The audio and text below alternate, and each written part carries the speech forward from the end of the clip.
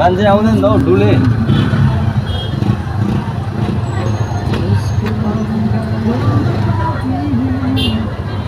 railway आयो 17 सीटे helicopter में सारा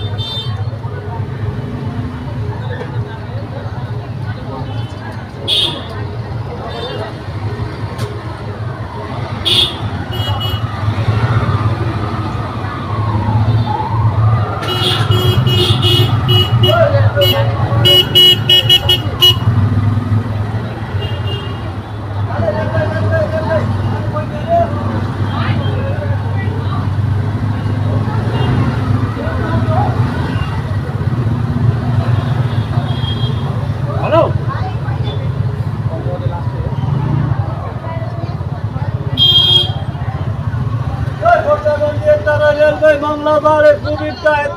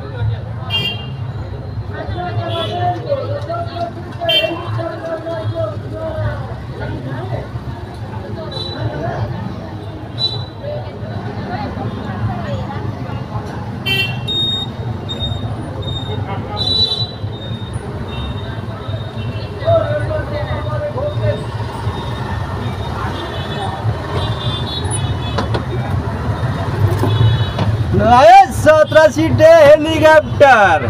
नसरर आयो आयो साकाला बेन्दु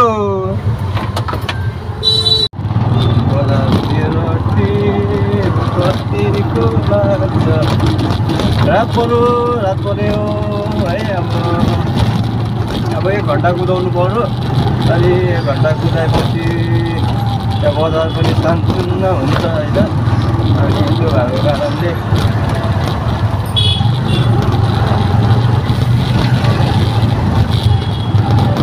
राति भएपछि एकदम भिड हुन्छ हौ कहाँ यो पुतली लाइन चाहिँ हेरौँ अब कतिको चल्छ अब 2-3 टिप भ्याइन्छ होला होइन हेरौँ अब कतिको लाग्छ अब हिजो चाहिँ दिनभरि झन्डै 1 घन्टै बस्यो 1 घन्टा बसेर पनि लागेन टिप्दै होइन यहाँ कहाँ जानुभयो कि हुनुहुन्छ हेरौँ यहाँ 150 टिप्यो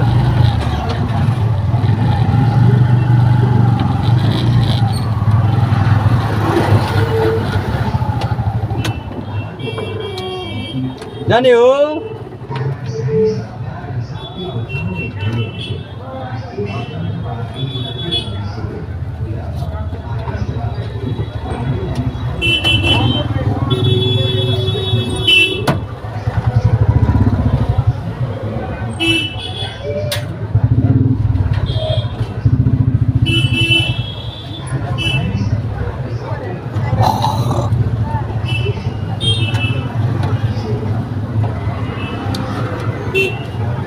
गएछ काका त यहाँ 150 को टिप्थ्यो काका जानुभएछ 7 पनि बज्यो नि त 7:20 भयो अनि गएछ हेरौँ 1-2 टिप लाग्यो भने लाग्यो अब लागेन भने त्यही जानुपर्छ घरतिर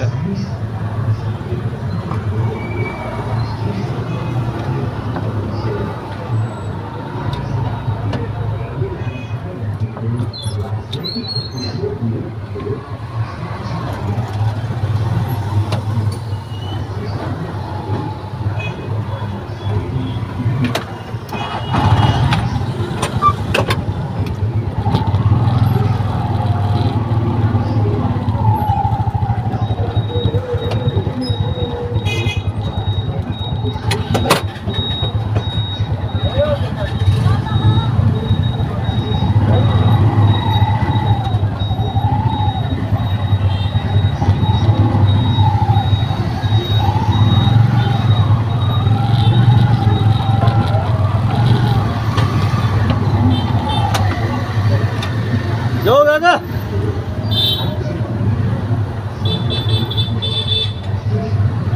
जाऊ काका रहेछ यहाँ 150 को गयो भनेको त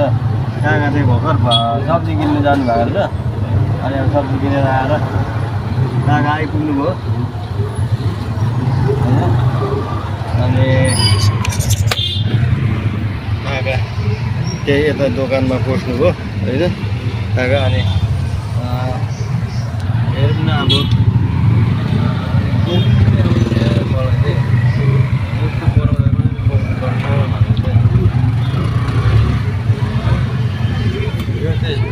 तरिका हो नि त बोक्ने चाहिँ अनि यतादेखि आउँदैछ अब यतादेखि जानु पऱ्यो नि त काकाहरू अब आएपछि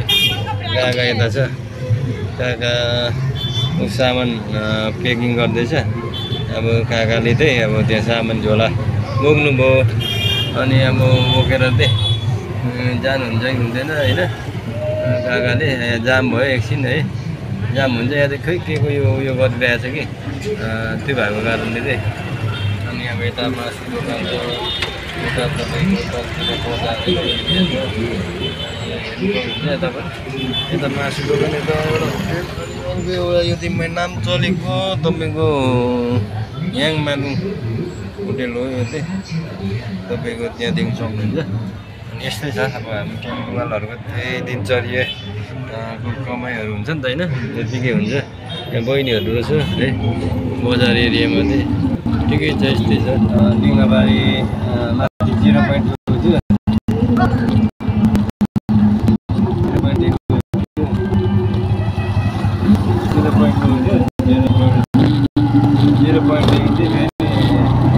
लिङ्गबारी भन्ने जग्गा चाहिँ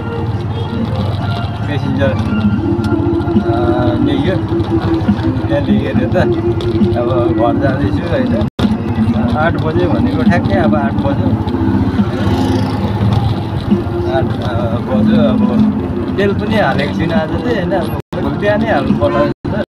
अब छ रातोदेखि अलिक राम्रो लाग्ने चाहिँ रिजर्भ लाग्नु आँटेको छ अब हेरौँ पुग्यो भने ठिकै छ एउटी पायो भने हाल्नु त अब पेट्रोल पम्प पनि बन्द भयो नि त त्यतिखेर चाहिँ अनि अब बन्द भयो भने चाहिँ अनि